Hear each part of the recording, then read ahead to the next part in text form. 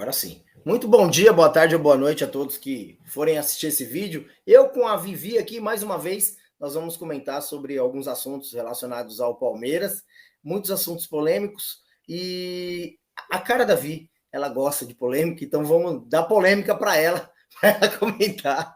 E nós estamos aqui para falar principalmente também sobre a semana do derby. Nós temos aí de olho na arbitragem, Vi, e dê seu boa tarde e já comenta sobre esse assunto. O Palmeiras só venceu 2 clássicos contra o Corinthians sob o apito de Rafael Claus. Oi, Zé. Olá, pessoal. Muito obrigada, Zé, por ter me convidado novamente. É bom estar aqui de novo. Bom, em relação à arbitragem no Brasil, eu acho que é muito questionável a qualidade da arbitragem, né? Quando a gente acaba pegando aí os números de erros grotescos cometidos pelo Claus aí, em vários jogos do Palmeiras, não apenas nos clássicos, eu acho que já se torna muito questionável o fato dele ainda apitar jogos do Palmeiras, né? Mas eu acho que aí já não depende só da gente. A gente acaba sempre esperando uma chegada aí da diretoria, a gente espera que a diretoria atue de forma incisiva, mas a gente fica sempre esperando, e isso nunca acontece. Então, em relação ao Claus, apitar o jogo do Palmeiras, para mim, não é nenhuma novidade, porque toda vez que vai apitar algum tipo de jogo maior, sempre colocam ele. Todas as vezes. E as pessoas pouco se atentam para o fato de todos os erros que ele já cometeu e que já geraram tantos burburinhos, assim, né? Então... O pior de tudo, Vi, só para te cortar um pouquinho, ele foi o árbitro, ele é um árbitro FIFA e representou o Brasil na Copa do Mundo, né? E a gente vê o quanto tá pobre e tá carente a nossa arbitragem aqui no país, né? Olha, os números mostram aí contra o Palmeiras. Eu sou um cara meio que teoria da conspiração, vou um pouco contra. Acho até que a Vi tem razão relacionado ao Claus, mas eu acho que foram 2 vitórias do Palmeiras, 4 do Corinthians e 3 empates. Isso mostra realmente que alguma coisa. E dizem que ele tem uma tendência um pouquinho maior pelo Palmeiras. Isso mostra que alguma coisa aí, talvez no psicológico dele, ele tem que trabalhar. Não, eu acho que existe aí uma conspiração também, Zé. Eu concordo com você. Só que eu acho que mais relevante que simplesmente o fato de o Klaus vai apitar o jogo é a gente catar os números e mostrar esses números, sabe? Os números detalhados, assim. E colocar para que todo mundo veja que não é simplesmente uma teoria, mas que a coisa é muito mais profunda do que simplesmente um árbitro questionável. Qual é a qualidade técnica que esse árbitro tem? Entendeu? Por que ele sempre está apitando grandes jogos do Palmeiras? Por que ele sempre está interferindo de alguma forma nos jogos do Palmeiras? Então, eu acho que isso é muito relevante. Aliás, eu não gostaria, não teria escolhido ele.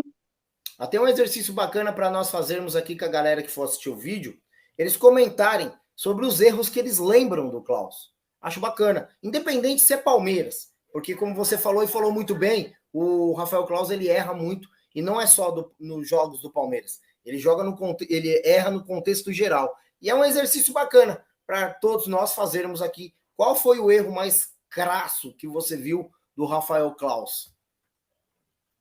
É isso, Zé. Então, assim, eu acho que vindo dele, eu não espero boas coisas, né?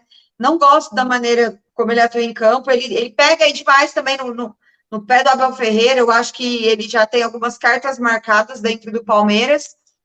E, infelizmente, a nossa diretoria é omissa em relação a esses questionamentos que nós deveríamos, sim, fazer, né, e atuar de forma incisiva em relação a isso, mas, infelizmente, a nossa diretoria é o que é. Vi, mais uma pergunta para você, para a gente mudar de assunto. Semana do derby, Palmeiras e Corinthians. O que você espera desse Palmeiras aí? Você acha que pode ter novidade? Eu até fiz aqui um questionamento ontem, na live que eu fiz, Giovani ou Hendrick para o derby. Qual seria a sua tomada de decisão aí, se você fosse o Abel Ferreira? Zé, eu colocaria pelo menos um tempo os dois jogando juntos, sabe? Eu acho que o Giovani acrescenta muito ao Hendrick, até porque, né, eles já jogaram juntos antes, né, na base, então eu acho que o Giovani acrescenta muito ao Hendrick. Eu acho que tudo o que tem rodeado o Hendrick aí nos últimos jogos passa muito pela falta de criatividade do Palmeiras. por aquele meio campo onde nós sabemos que faltam peças. E eu acho que o Giovani, a maneira como ele atua no Palmeiras, ele poderia ajudar demais aí nessa questão do Endrick. Eu não acho que a função do Endrick é ficar saindo para buscar bola. Isso é uma coisa que me incomoda muito, porque o Endrick não é esse jogador. Todavia, né, o Abel Ferreira faz com que os jogadores atuem da forma que precisa ser atuada, e não simplesmente a maneira como é. Como eles são, a formação deles só não influencia. Influencia muito a maneira como que o Abel gosta que o time joga e o que o time precisa de cada um. E eles acabam fazendo isso, compram a ideia do Abel e acabam se saindo bem. Só que eu acho que a gente, principalmente a imprensa, tem cobrado muita coisa do Endrick, que está um pouco aquém dele, que não depende só dele. Então, eu acho que o Giovani acrescentaria muito ao Endrick nesse ponto. Mas eu não acredito que os dois comecem jogando junto de titulares aí, e que o Rony vai ficar de fora o jogo todo. Então, eu acho que vai ter uma mescla aí, né, entre o Giovani e o Rony, ou de repente o Endrick e o Giovani, aí como o Abel tem feito nos últimos jogos.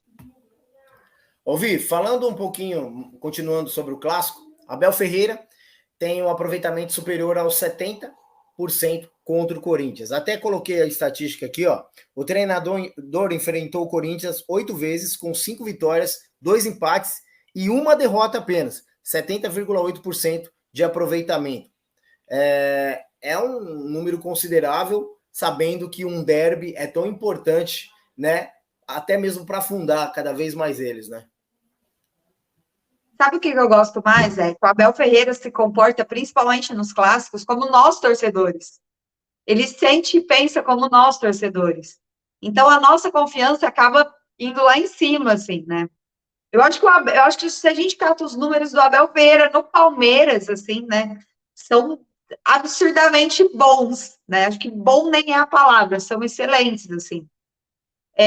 Então, eu fico muito tranquila sabendo que o Abel Ferreira aí tá guiando esse time. E eu sei que para ele o clássico é igual é para a gente. Eu não espero, não consigo ver sendo para ele menos do que é para a gente, assim. Ele E eu leva acho que muito a mais do que sério, nunca. que é algo que outros treinadores não levavam. Eu lembro uma vez que o Roger, ele comentou que ele dormiu antes do derby, cara. Pegou carona com o Carelli. Cara, para mim aquilo ali foi um absurdo, porque eu acho que é uma importância tão grande um derby, para a pessoa falar, não, para mim, ele falou, ele te deu uma declaração falando, não, para mim é um jogo como outro qualquer. Eu dormi, agora há pouco estava dormindo. Eu fico imaginando como que um cara desse vai passar uma energia, que é algo que o Abel faz muito bem, para os jogadores no vestiário. O cara que está dormindo. Não faz sentido, né, meu? Não faz o menor sentido. Eu acho que o Abel consegue viver o dia a dia daquela semana, daqueles dias que antecedem o clássico, assim como nós torcedores fazemos. Entendeu? Ele tem esse espírito de torcedor trabalhando dentro do Palmeiras, assim, né? E ao mesmo tempo que ele sente como torcedor, ele passa totalmente uma visão profissional para os jogadores. Ele consegue mesclar isso, ele consegue pesar isso de uma maneira que nunca ninguém conseguiu. Que a gente não espera isso de outras pessoas, assim. E eu acho isso muito bacana.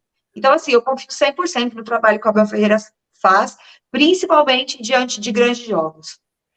Ouvi, falando um pouquinho, mudando de assunto, já que nós estamos falando de derby, já que nós estamos falando de competência, vamos entrar um pouco no âmbito de algumas incompetências, que é algo que a gente pensa muito semelhante.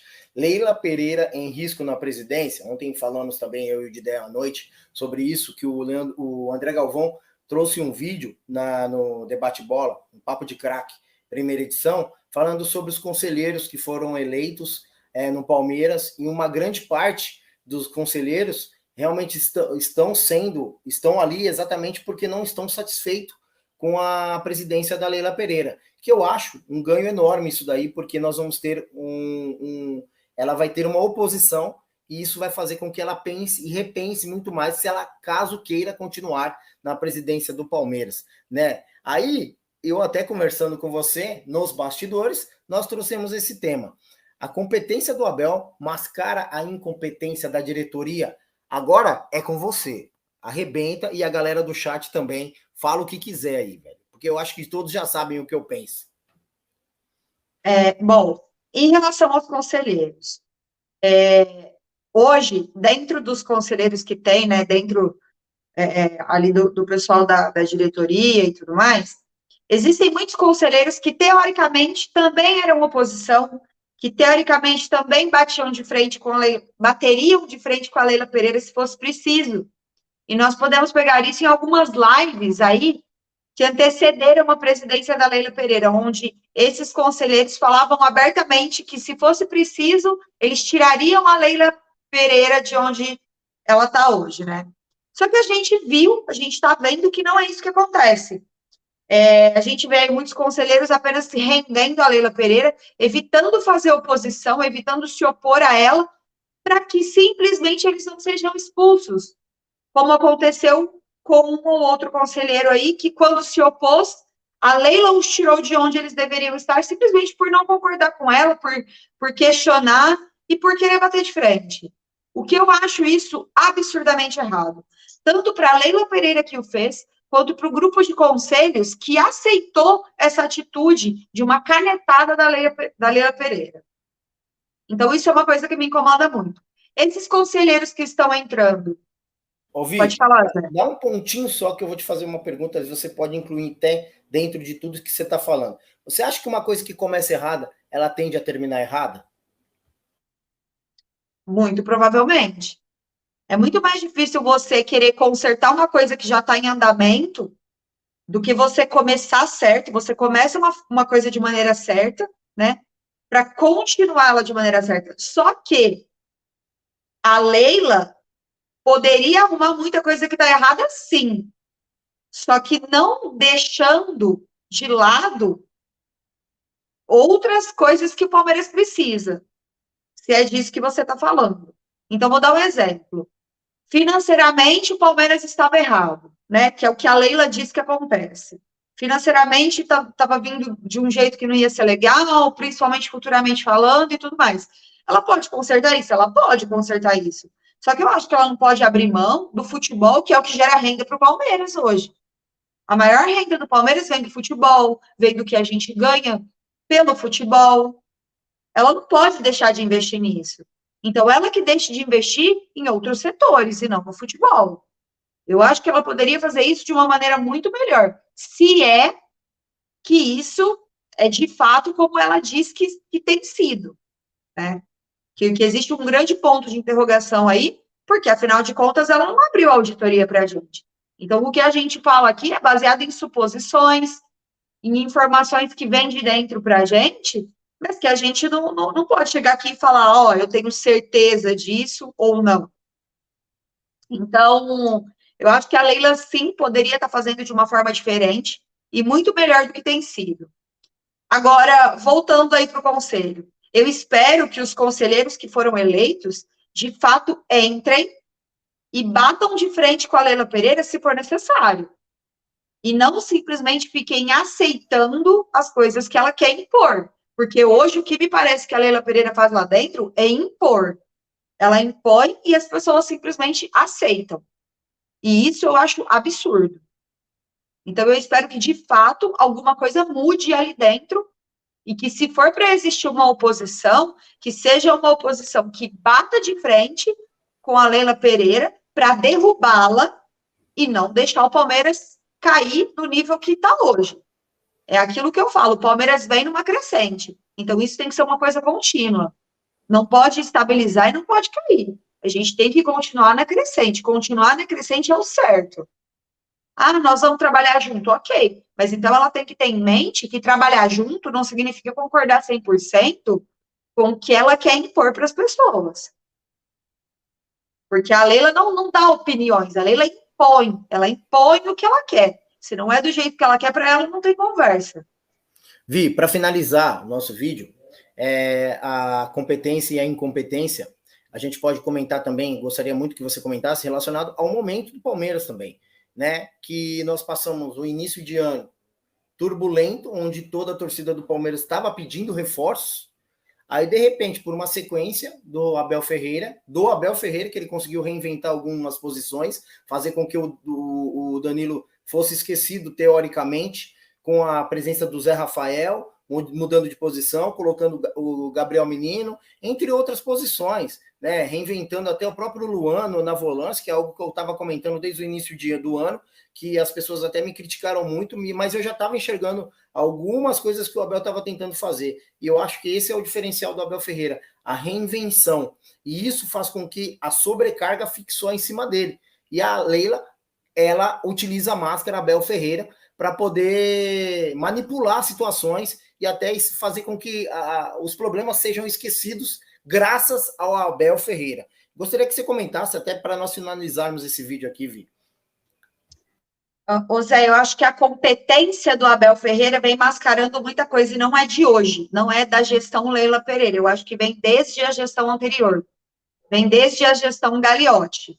E isso é uma coisa que me incomoda muito, porque essas pessoas ficam escondidas por trás dos feitos de Abel Ferreira. O Abel Ferreira tem uma competência que hoje não vejo limite para a competência dele. Ele se propõe a fazer alguma coisa e ele faz 100% bem feito. E isso faz com que a diretoria, não estou especificando diretoria X ou Y, faz com que a diretoria, no geral, se acomodem por trás de Abel Ferreira. Isso é nítido. Isso é nítido. Eu acho que o Abel falou sobre precisar de peças pontuais no momento certo e retirou essas palavras, deixou a cobrança de lado no momento certo também, porque nós estávamos prestes a disputar um título aí, que para nós foi muito importante sim, principalmente por ser contra quem foi, e nesse momento em que nós estamos, né? E eu acho que isso só acarretaram aí coisas muito boas para a gente. Só que, em dado momento, o Abel Ferreira voltou a falar que ele não retira o que ele disse, quando ele disse que precisava, sim, de peças pontuais, e que ele espera que a diretoria faça o que é dever da diretoria fazer. E eu acho que nós, na mídia alternativa, e nós, como torcedores, a gente precisa cobrar isso cada vez mais, e não fazer igual a diretoria, e se acomodar por trás de Abel Ferreira só porque a gente está ganhando. Eu acho que a gente tem que apoiar o trabalho do Abel Ferreira, eu acho que a gente tem que apoiar cada vez mais o crescimento do elenco do Palmeiras em números, né? Tanto em números monetários, quanto em números de vitórias e de títulos, e para isso a gente precisa sim de contratações de peças pontuais. Se faz necessário. A gente não quer aposta, porque a aposta é o que não falta para a gente vindo da base. A gente quer jogadores competentes que cheguem para vestir a camisa. Até quando os jogadores que nós temos hoje vão precisar ficar se deslocando de posições e fazendo trabalhos aí, se reinventando, porque a Leila Pereira não quer contratar. Tudo bem, é o trabalho deles, eles precisam fazer o que precisa ser feito e ponto final. Só que as coisas nem sempre vão funcionar dessa forma. E quando o Abel Ferreira sair? A gente vai ficar contando com o Hendrick voltando para buscar bola? A gente vai ficar contando com o Zé Rafael fora de posição? E quando o Abel Ferreira não estiver mais à frente? Quem vai assumir a defasagem dessas posições? Quem vai ser o treinador que vai chegar para fazer acontecer igual o Abel Ferreira faz? Né? Então, eu acho que é muito complicado tudo isso que a gente vem vivendo aí diante dos feitos de Abel Ferreira. Eu acho que essa diretoria precisa se coçar, precisa mudar, e a gente precisa, sim, continuar cobrando e continuar martelando em cima da Leila. Bom, Vi, muito obrigado. Eu espero que semana que vem tenha outro vídeo nosso aqui. É sempre um grande prazer dividir a bancada aqui com você. Gosto muito dos seus comentários, exatamente por isso que eu te chamo para fazer vídeo aqui, porque é muito parecido, não é igual. E a gente consegue entrar num acordo quando se trata de Palmeiras. Isso é muito bacana. Eu tenho certeza que a galera gosta muito. Brigadão, Vi, e eu espero você semana que vem. Eu que agradeço, Zé. Eu quero voltar sim. Muito obrigada por esse espaço, muito obrigada pela oportunidade aí que você tem me dado. E quero pedir para as pessoas também me ajudarem lá no nosso canal, que é um canal novo aí, Corneta Veste Verde. Muito obrigada por esse espaço aí que você tem aberto aí para a gente. Um grande beijo para todo mundo e até o próximo vídeo. Lembrando que eles têm também Instagram, tá? Corneta Veste Verde. Então eu vou deixar na descrição o link deles para que vocês possam ir até lá e se inscrever, tanto no Instagram quanto no YouTube, tá bom? Meu muito obrigado a todos vocês e até o próximo vídeo, se Deus quiser. Tamo junto.